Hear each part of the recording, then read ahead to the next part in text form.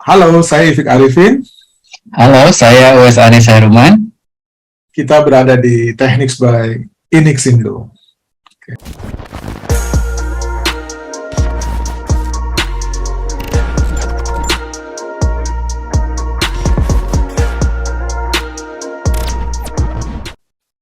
Halo Pak Uwais, apa kabar? Alhamdulillah, Pak Ipik, luar biasa. Saya senang sekali nih, walaupun kita saya pernah ketemu Pak Uwais waktu presentasi disertasinya di UNJ. Kita rupanya satu sekolah ya Pak, tapi Bapak dari S1, Iya, S1, 2000, S2, S3 itu di UNJ ya Pak ya? iya di Universitas Jakarta, betul. Tapi saya e-learning design dari Korea, Oh, di Busan Korea. University. Oke, Iya, iya, oke. iya. Di Cuman kota apa, ya Pak? short course ya. Di kota apa Koreanya? Busan, Busan. Busan, Nah, itu Busan selatan tuh, University. Pak ya? Kota Ya, pelabuhan. Ya, ya. kata ya. Saya pernah ke sana. Banyak kimchi di situ, Pak. Iya, banyak kimchi dan berbukit-bukit lah. Indah juga di sana. Oke. Laut, pinggir laut. Pinggir Oke. laut. Terus S3-nya disertasinya di UNJ, dan sepertinya nanti guru besarnya juga di situ ya, Pak. Saya ada feeling kok. Semoga.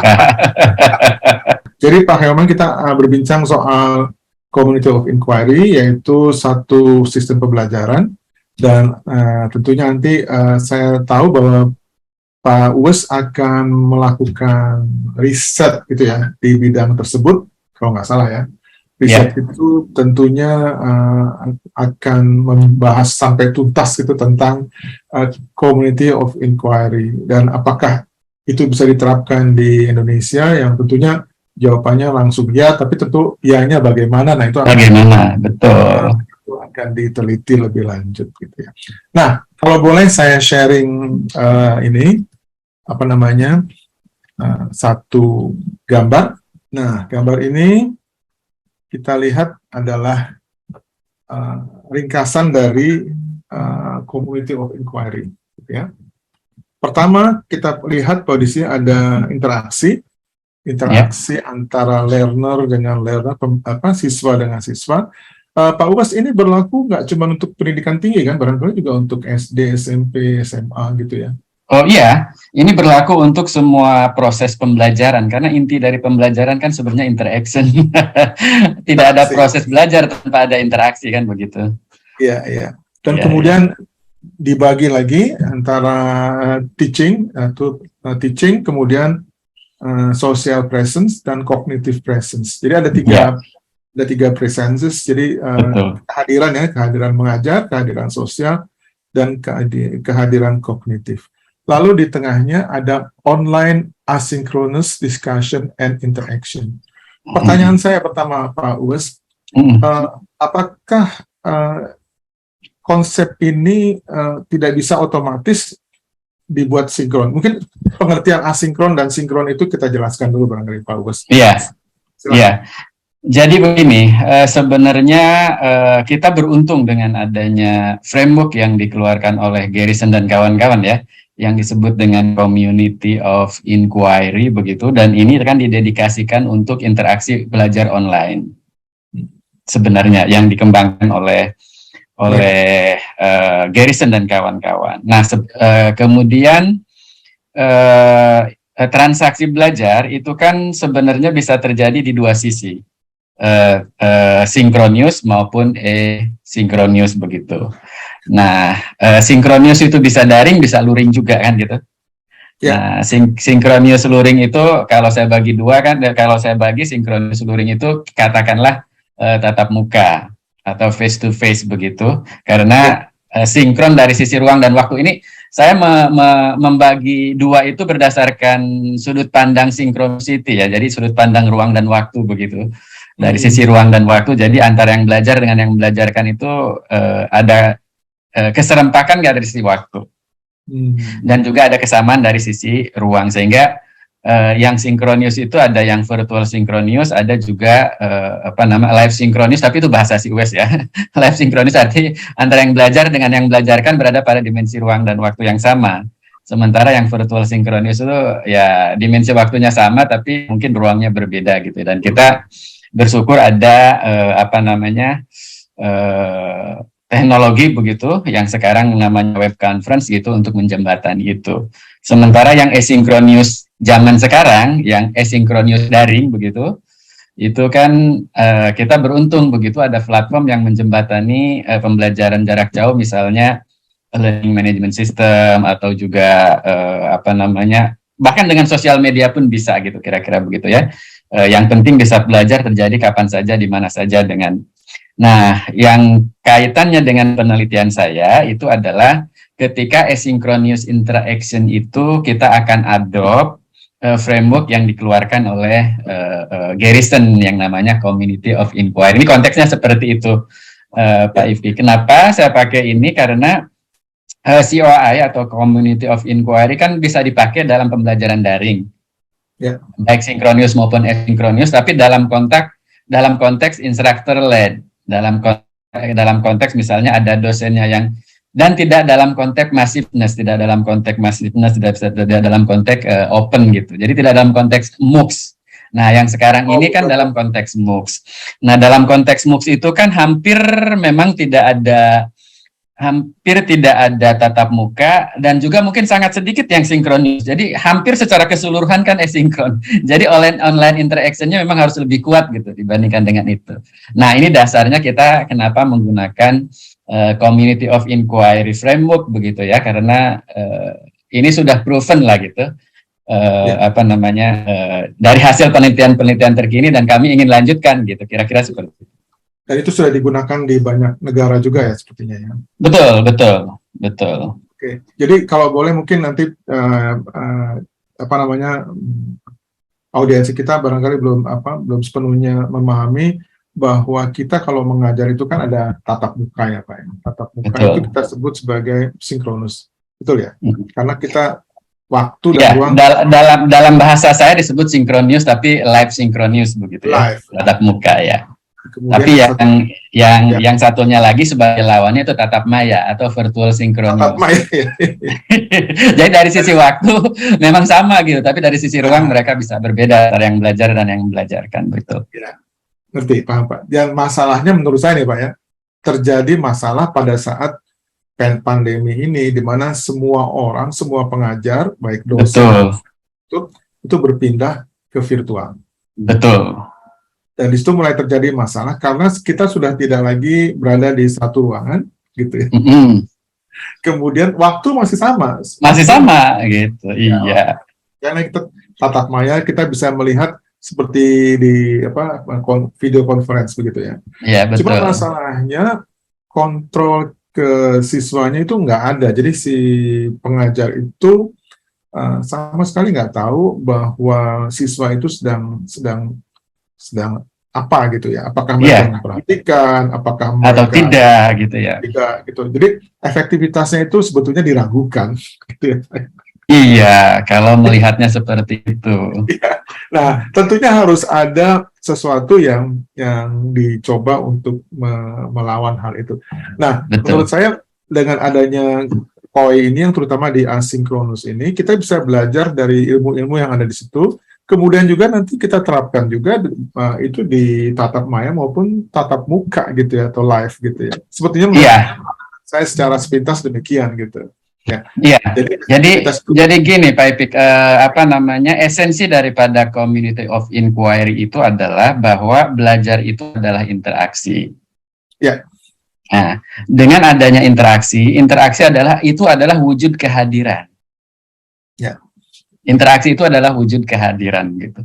Jadi kalau dari sudut pandang pendidikan, kehadiran itu kan sebenarnya tidak hanya kehadiran fisik, tapi kehadiran mental, kehadiran dan sebagainya. Misalnya ketika kita tatap muka, itu belum tentu ada kehadiran walaupun secara fisik hadir.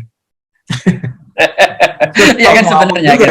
Ya, belum tentu ada kehadiran mental, kehadiran apa? Artinya apa? Misalnya ngajar gitu, mahasiswanya di depan ada orang-orang, tapi pikirannya kan kemana-mana. Oh, saya mau ngedate, oh saya mau ini. Jadi nggak fokus kepada apa yang kita ini kan gitu. Nah, oleh karena itu harus ada untuk terjadi interaksi itu kalau menurut online kolaboratif learning gitu ya, konsep online collaborative learning itu kalau ada itu akan lebih engage gitu ya, akan lebih terlibat gitu ya antara dosen dengan mahasiswa atau mahasiswa dengan mahasiswa. Kalau ada interaksi sosial dan juga ada reflection gitu, ada refleksi ya terjadi. Berarti kan tidak hanya learner and instructor, tapi juga learner and learner dan juga learner and content gitu. Nah, akhirnya Garrison itu membuat satu framework. Gimana caranya nih agar learner and learner atau social presence itu atau learner and content atau cognitive presence ini bisa lebih efektif, bisa lebih meaningful dan lain sebagainya. Maka dosen itu harus merancang sedemikian rupa, memfasilitasi sedemikian rupa, mengarahkan sedemikian rupa, yang itu disebut dengan teaching presence, gitu. Sehingga dia akhirnya kesimpulannya begini, siapa bilang dalam online interaction itu nggak ada kehadiran? Ada loh, gitu sebenarnya. Bahkan kalau itu ya, bahkan kalaupun itu asynchronous gitu ya, di mana jauh-jauhan dua-duanya kan gitu ya, guru dan siswa dan asana. Tapi itu ada interaction berarti ada presence dan jadi, dia bagi 3 presence-nya gitu ya. Teaching presence yang bisa memfasilitasi kedua presence yang lain gitu, kira-kira begitu. Ya, jadi kita sekarang dihadapi dengan satu model pembelajaran yang berbeda dong Pak ya, bahwa kita di sini mulai mencoba memahami arti inquiry dulu gitu ya. Sebenarnya inquiry ini apa artinya Pak? Ya, kalau menurut Garrison itu community of inquiry itu diartikan bahwa ketika terjadi proses pembelajaran secara daring, itu kan berarti ada sekelompok orang, ada community yang sedang melakukan inquiry. Kalau bahasa Arabnya sedang melakukan taklim. Taklim muta'alim gitu kan, kira-kira begitu ya. Jadi kalau bahasa Arabnya sebenarnya COA itu diterjemahkan sebagai majelis taklim sebenarnya. Nah, tapi komunitas yang sedang melakukan pembelajaran ini terjadi dalam konteks online interaction gitu. Ya kan? Nah, terjadi belajar mengajar dan ada interaksi yang secara online. Dan di situ siapa bilang nggak ada kehadiran fisik? Nggak ada kehadiran, ada. Secara fisik memang nggak ada. Tapi secara sosial itu ada kehadiran, secara kognitif ada kehadiran. Tapi bagaimana caranya agar social presence dan cognitive presence ini optimal? Maka harus dirancang sedemikian rupa, diurutkan sedemikian rupa kan gitu ya. Diarahkan sedemikian rupa. Nah, ketika itu namanya harus ada unsur yang namanya teaching presence. Misalnya gini, Pak Ipik punya satu topik, ya, topik pembelajaran untuk satu sesi katakanlah dalam jangka waktu 1 minggu, ya kan? Kan kita harus masukkan di LMS tuh. Ya. Nah, jadi cara pandang dosen itu, ketika saya masukkan di LMS itu, gimana caranya agar terjadi learner and learner interaction, juga learner and content, melalui learner interaction, kan gitu. Berarti kan harus saya pikirkan urutannya gimana, kan gitu.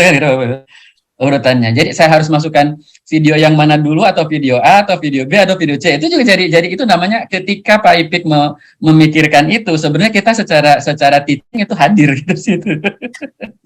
Oke. Kemudian ketika kita akan memberikan forum diskusinya seperti apa supaya menarik, supaya engaging dan lain sebagainya, itu berarti teaching present ada di situ. Nah, ketika kita ingin memberikan assignment gitu. Assignmentnya kayak gimana gitu. Kan gitu. Atau ketika kita saya mau diskusi dulu sebelum ngasih materi kan gitu. Kan bisa jadi gitu, Pak. Nah, itu namanya ketika seorang dosen atau guru menyiapkan itu dalam konteks online, berarti kan ada teaching presence di situ walaupun memang enggak ini kan gitu ya.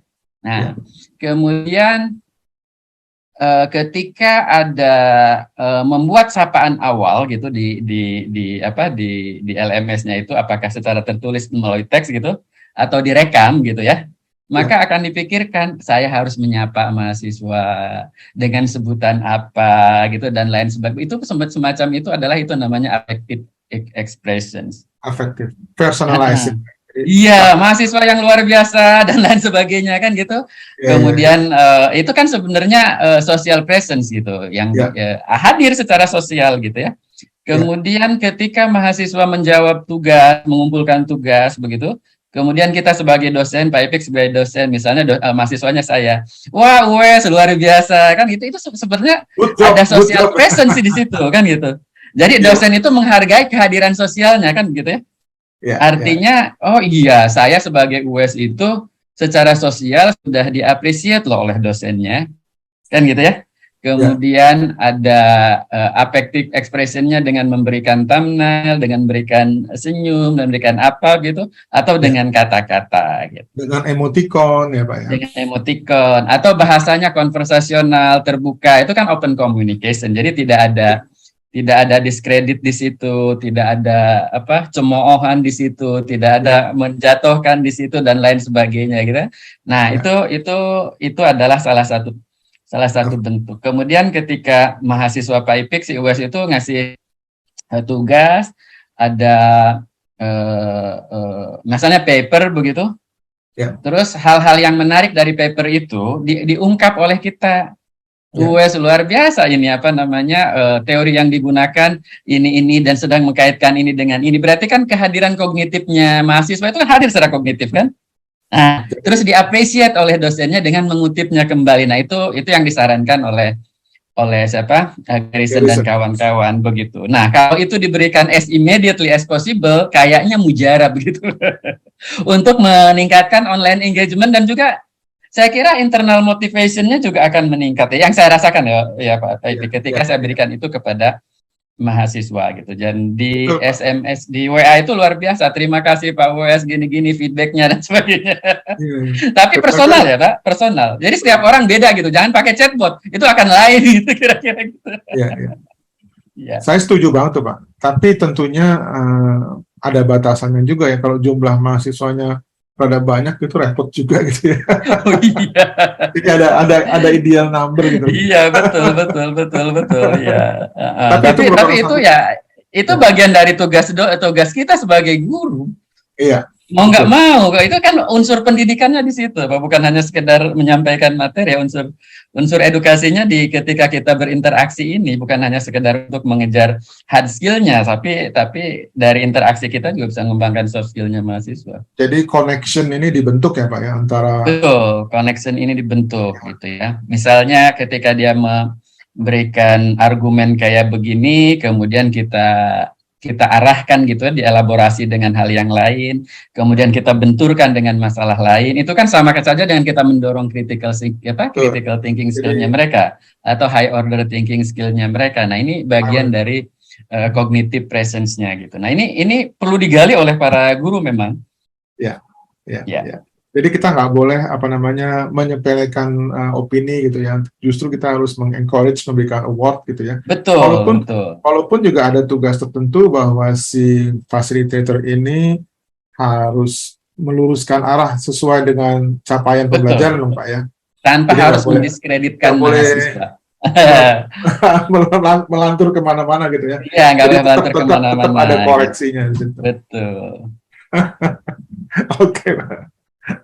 Nah, jadi sekarang kalau menurut saya cara membuat konten untuk COI ini COI ini itu tentunya tidak sama dengan cara kita membuat konten biasa ya Pak ya. Artinya di situ kita harus mencari faktor-faktor yang membuat mereka itu menjadi tertarik gitu. Ketertarikan itu untuk dapat juga menutupi curiosity mereka, rasa ingin tahu mereka. Jadi mereka harus dibuatkan satu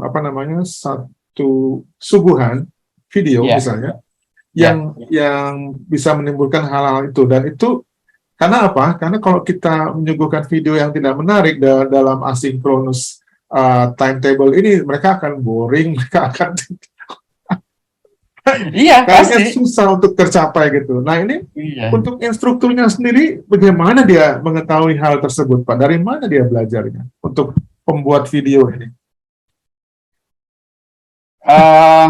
Sebenarnya kan ini ada satu masalah sendiri ya memang. Memang kita harus di dalam teaching presence tadi itu yang utama itu adalah masalah design and organize gitu ya.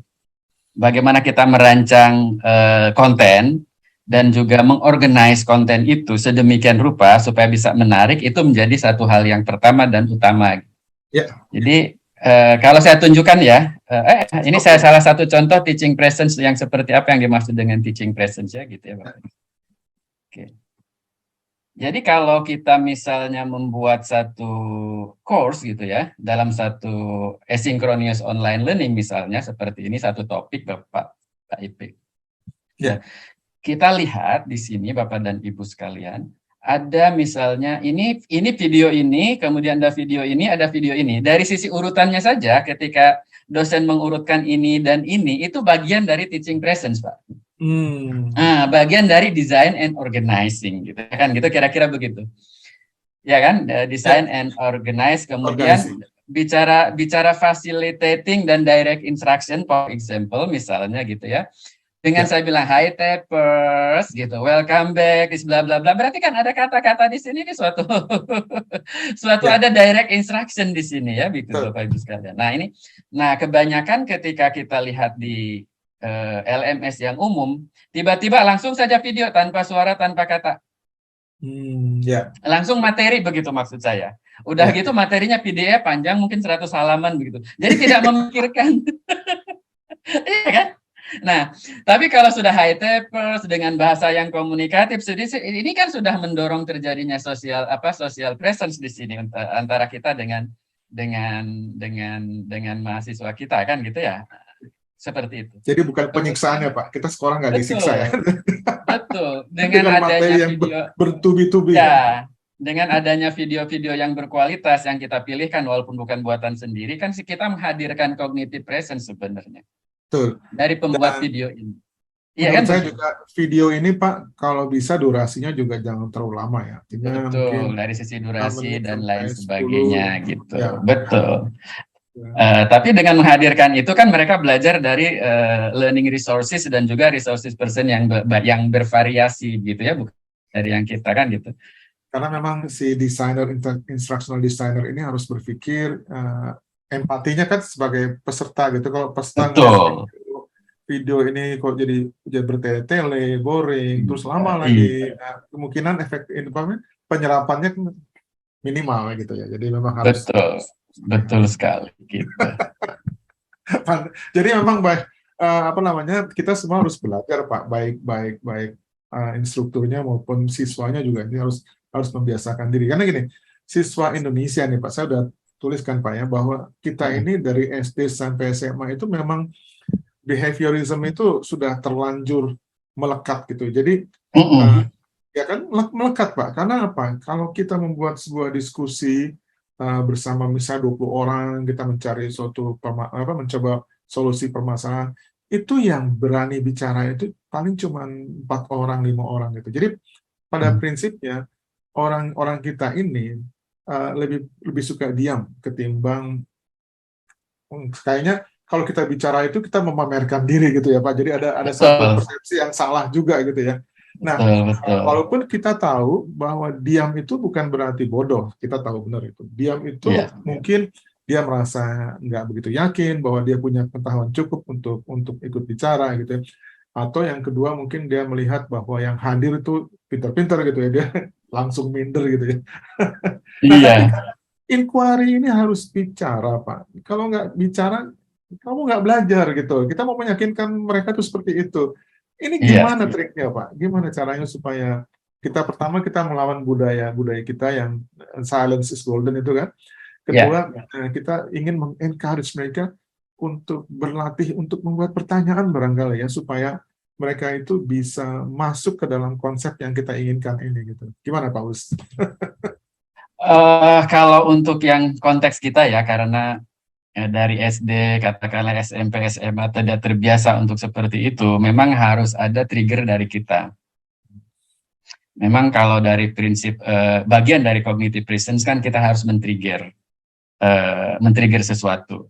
Jadi kalau memang itu triggering event ya, kalau memang itu kita katakanlah ingin membuat forum diskusi, kita jangan dulu berharap diskusi itu datang dari mahasiswa. Tapi bahan diskusi dipropos oleh kita dulu.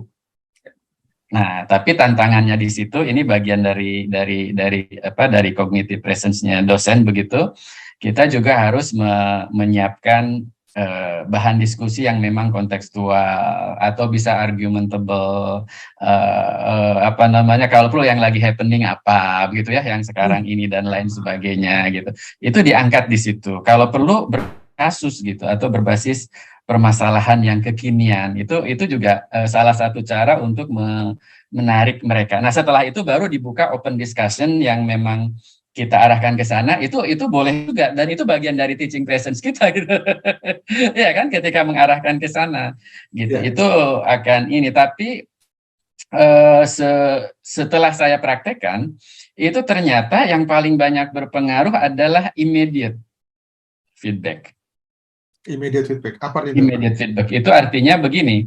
Ini yang saya berikan ya Pak Ipik ya, contoh ya Pak Ipik. Ini kan due date-nya misalnya kemarin ya. Tapi jangan tuh ada assignment yang saya buat ini, contoh ya assignment yang saya buat. Ini saya langsung berikan due date-nya kemarin, kan saya janjinya hari ini harus, misalnya setelahnya itu harus mendapatkan feedback. Ini feedbacknya sudah langsung diberikan, Pak.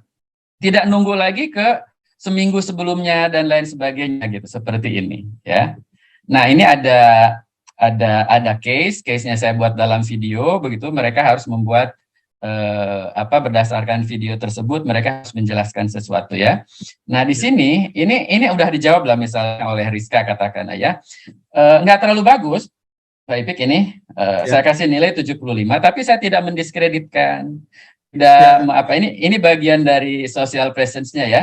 Kemudian ada open communication di sini, kemudian dari sisi kognitif saya angkat gitu ya. Terus saya ada scaffolding di sini misalnya sekiranya dielaborasi lebih jauh dan lain sebagainya gitu ya. Nah, ini adalah bagian dari teaching presence yang di sini kelihatan dengan teaching presence kita, social and cognitive presence terfasilitasi. Ya di sini ya Pak ya, di sini. Nah, dengan cara ini dan ketika ini diberikan minggu lalu ya, ini kalau nggak salah minggu lalu diberikan kepada mereka bisa langsung nilainya dan terjadi engagement, Pak. Oh. Luar biasa gitu. Nah, yang jadi masalah adalah dosen ngasih tugas, due date-nya tanggal 10, misalnya 10 September, itu sampai tanggal 35 September pun belum disentuh oleh dosennya kan gitu misalnya. Nah, itu kan berarti nggak ada teaching presence kan sebenarnya kan gitu ya. Nah, kebanyakan kan seperti itu. Artinya ketika pembelajaran daring yang asinkronus itu bukan hanya sekedar ngasih materi, ngasih tugas dan dilepas begitu saja gitu. Tapi tetap di situ ada hal seperti. Nah, kalau pengalaman saya kalau saya berikan immediate as possible, kemudian bagi yang masih nilainya di bawah dia masih diberi kesempatan untuk melakukan revisi, boleh loh, kalau saya Pak Ipik ya, boleh. Itu bagian dari facilitating, itu bagian dari teaching presence juga kan gitu. Nah, facilitating learning kepada mereka, mereka engaging kok, mereka semangat kuliah walaupun nggak pernah ketemu dengan saya. Nggak pernah ketemu ya Pak? Iya, nggak pernah ketemu, tapi tetap semangat kan kita kira-kira gitu. Nah, emang ajaib sih. Iya. Iya, jadi mujarab itu. Jadi kesimpulan saya COI itu mujarab begitu kalau kita optimalkan sedemikian rupa ya. Jadi teaching presence-nya kita memang bagus begitu sehingga social and cognitive presence-nya jadi jadi klop lah gitu, kira-kira begitu. Nanti Pak Uwes, jadi kalau Anda lagi ada di mall gitu, ketemu dengan siswanya akan bilang, Bapak kayaknya saya kenal deh. Gitu. Iya. Dulu 2007, 2008 sampai sekarang, saya tuh banyak bimbing mahasiswa ya, dari Undiksa, dari UIN gitu ya, yang mereka komunikasi lewat email Pak Iti. Oh. Saya nggak tahu itu mahasiswa siapa, saya nggak pernah ketemu, dan saya bukan dosen orang sana kan gitu. Tapi mereka komunikasi dengan email dan terjadi diskusi. Sebenarnya itu sudah terjadi sebelum COVID ya, dulu ya. Saya diundang seminar di Bali, tiba-tiba ada cium tangan ke saya gitu, ucapin terima kasih. Oh iya ini Pak Uwes, terima kasih kami telah dulu diskusi dengan Bapak, kan luar biasa itu. Iya kan gitu. Di UIN malah udah dokternya selesai loh, baru ketemu udah berapa ini kan itu kira-kira. Aduh kalau ada Pak Uwes ada diskusi. Jadi tapi itu informal ya, informal. Artinya Oke. itu berlaku, Pak. Tapi di Oke. tatap muka juga sebenarnya sosial dan cognitive presence sebenarnya berlaku kan. Kalau Pak Ipik Betul. ngumpulin tugas melakukan argumentasi gitu, kalau dosennya bilang menyebut nama Ipik, ngasih jempol, kan hidung kita bengkak kan? Iya kan? Ketika di kelas loh misalnya. Iya kan gitu. Nah, jadi sebenarnya berlaku kalau saya bilang sih, walaupun Garrison dan kawan-kawan dedicate itu untuk apa namanya Asinkronus. dalam konteks online asynchronous learning, tapi sebenarnya itu berlaku untuk yang virtual Sinkronus. synchronous maupun di tatap muka sebenarnya. Karena itu bagian dari psikologi komunikasi kan gitu kan dalam Ya. pembelajaran gitu. Nah, jadi itu maksud saya yang tadi, Pak. Baru bahwa kita sekarang kalau mendesain sesuatu itu kita ciptakan khusus untuk asinkronus, tapi bisa diterapkan saat sinkronus gitu. Jadi kita nggak dua kali kerja, Pak, ya kan? Oh iya, kita akan melakukan VCon misalnya begitu ya. Akan Ya, kita mulai dari mana, apa kita trigger melalui quizzes dulu, kemudian nanti ya, masuk sini dan lain sebagainya. Kayak kalau kita ikutin Om Prof Ray ya, kan itu sudah menerapkan itu walaupun terlepas dia menggunakan COI atau enggak gitu ya. ya, Kalau saya ya. sering ikuti itu kan sudah seperti itu. Dan kita juga wajah juga nggak cemberut, nggak belipat tujuh, senyum, ada gurauan dan lain sebagainya kan gitu. Itu sudah bagian dari apa namanya dari psikologi komunikasi untuk Ya. pembelajaran sebenarnya. Itu perlu memang. Jadi memang kayaknya Ya. apa namanya, walau bagaimana tetap kalau bisa sih ada tatap muka lah, Pak, gitu ya, sedikit. Jadi bisa Iya, dicampur-campur. Ya. betul. Oke. Lalu yang ingin saya tanya lagi, kalau kita sudah membuat sebuah konsep, kita ini karena kita termasuk dalam kategori apa instructional designer gitu, Pak. Saya menganggap diri saya juga sebagai instructional designer, jadi menciptakan bahan ajar segala macam, video dari video sampai bahan-bahan apa namanya instrumen apa assessment segala macam. Nah itu kalau sudah menjadi satu paket yang baik gitu ya, kemudian kita bisa berikan kepada apa sebagai apa produk untuk pengajar yang lain gitu ya. Nah, tapi ini di masalahnya adalah pengajar itu kadang-kadang juga bukan ego sih, tapi dia punya taste sendiri yang berbeda gitu ya.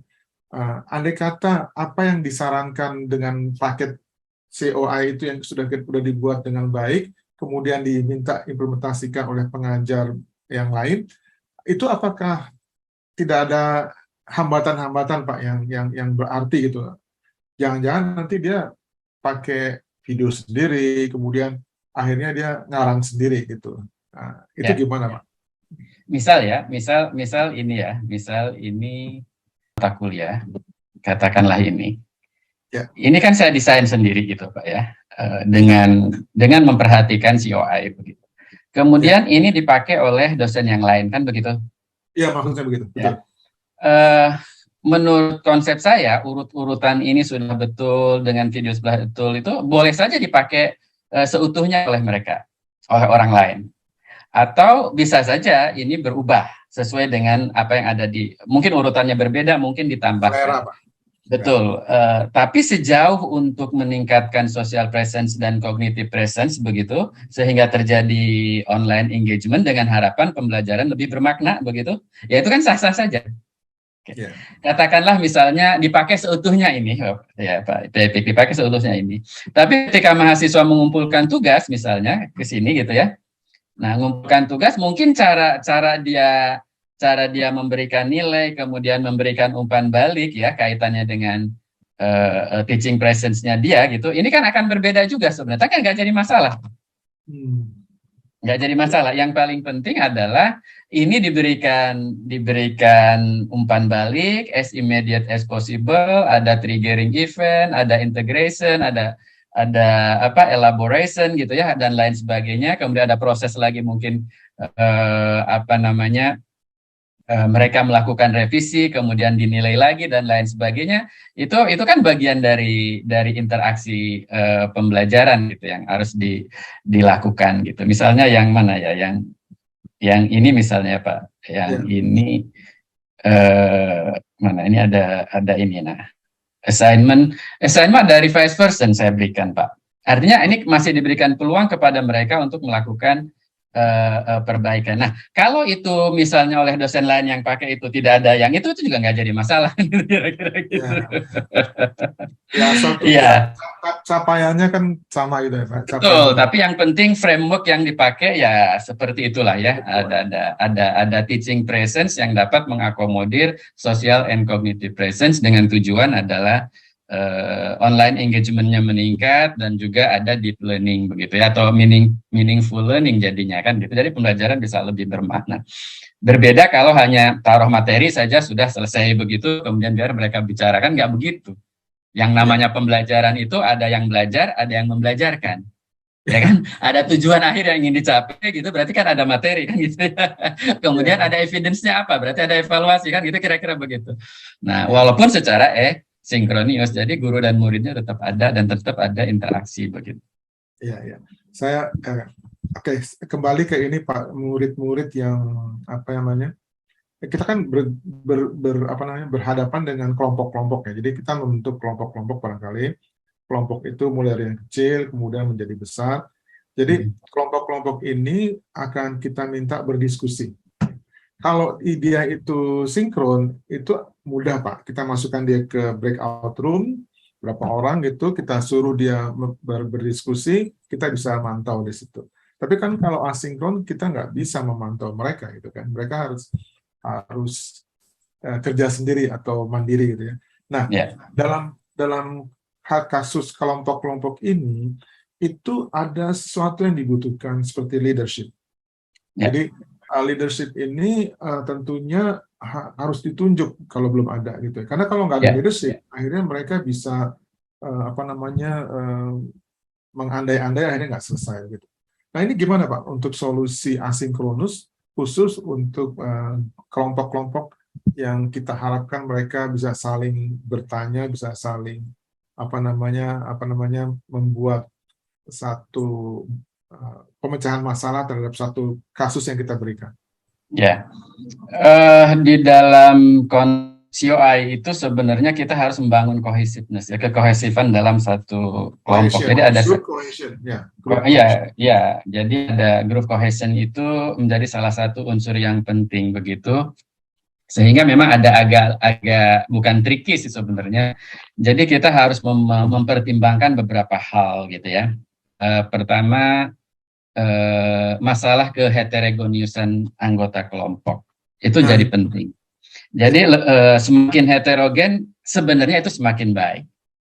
Begitu dibandingkan ya, Pak? Dengan semakin susah. Ya gitu ya.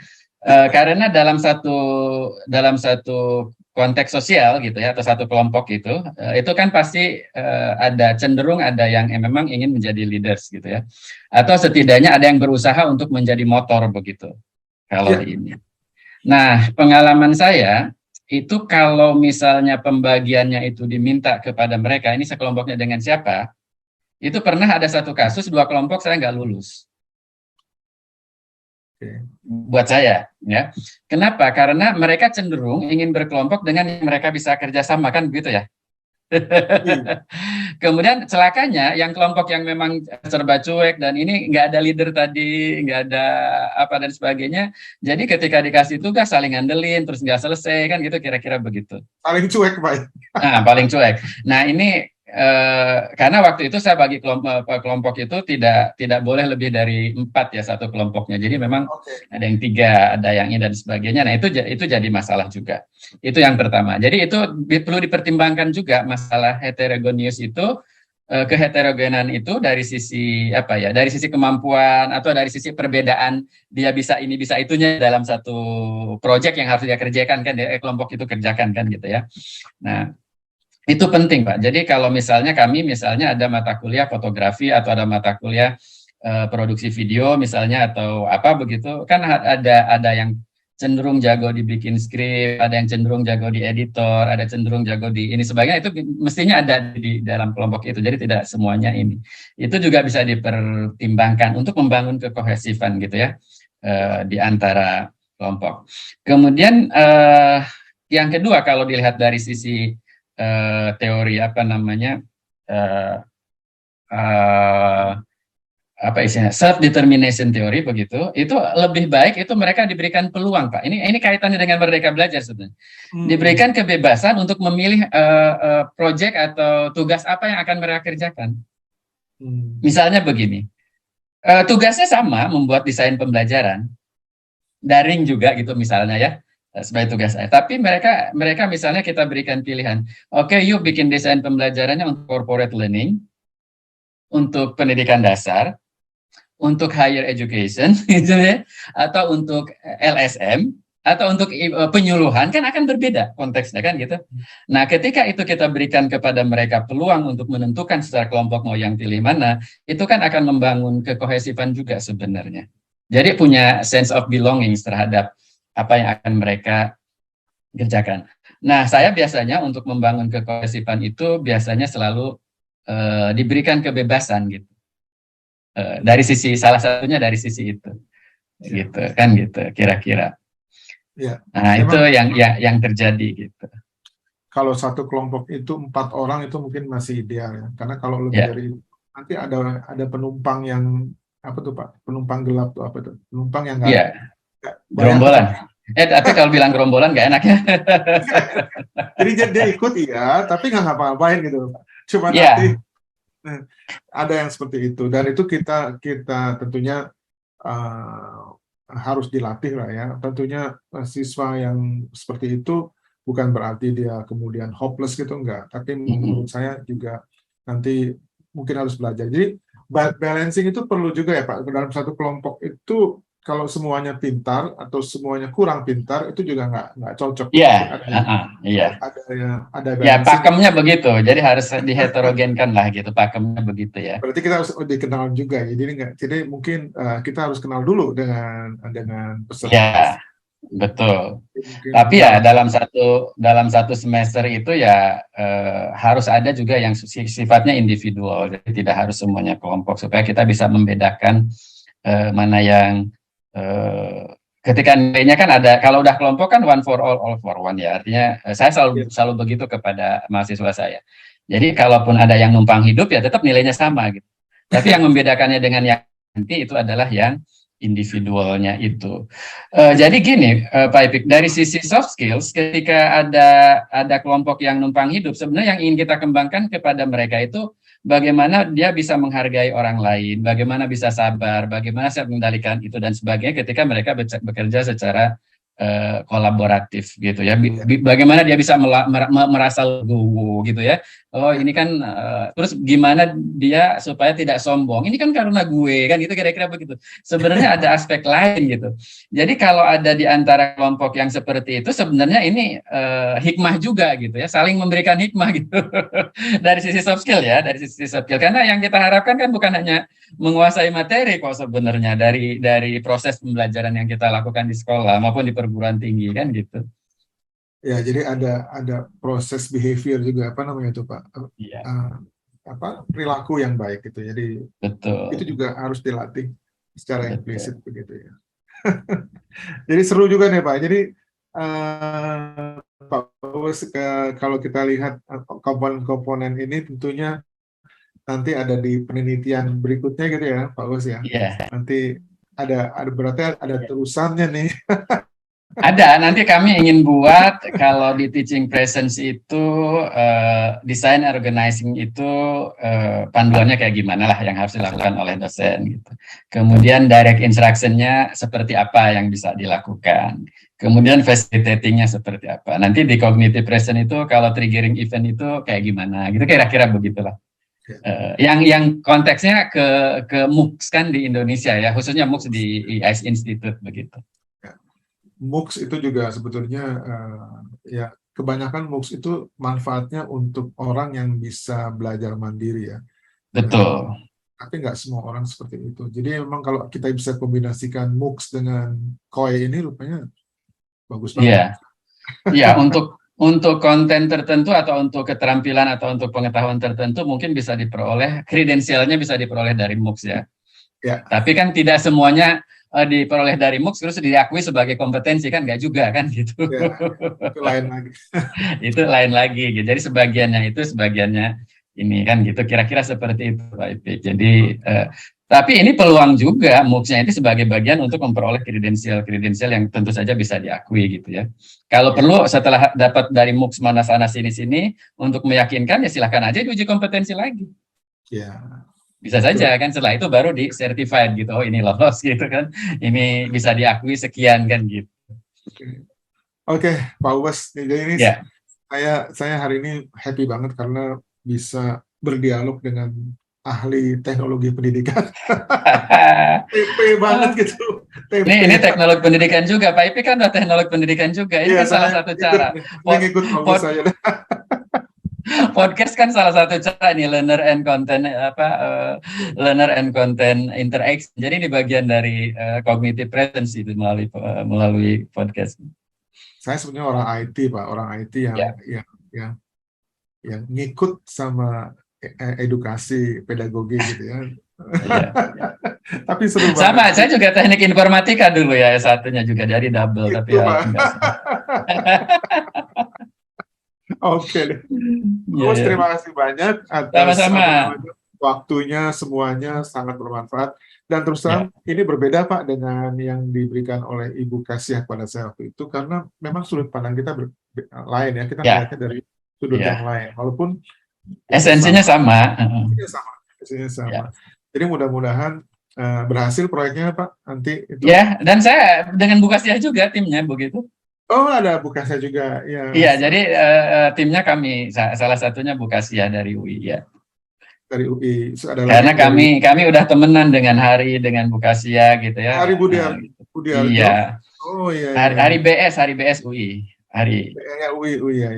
Ya gitu. Jadi untuk ini kami penelitiannya bareng Bu Kasiah. Asik. Karena ya kalau nggak dengan Bu Kasiah kan saya juga agak kerepotan, karena beliau yang sudah menerapkan dan meneliti gitu. Kalau saya kan hanya menerapkan saja gitu, belum meneliti tentang itu. Beliau juga udah nulis buku tuh Pak tentang. Ya, bukunya. Saya ngasih ini juga semacam speech juga di situ sedikit ya, di bukunya Bu Kasiah. Oke Pak, terima kasih banyak. Yang terakhir kita bicara kita sampaikan salam kompeten. Salam kompeten.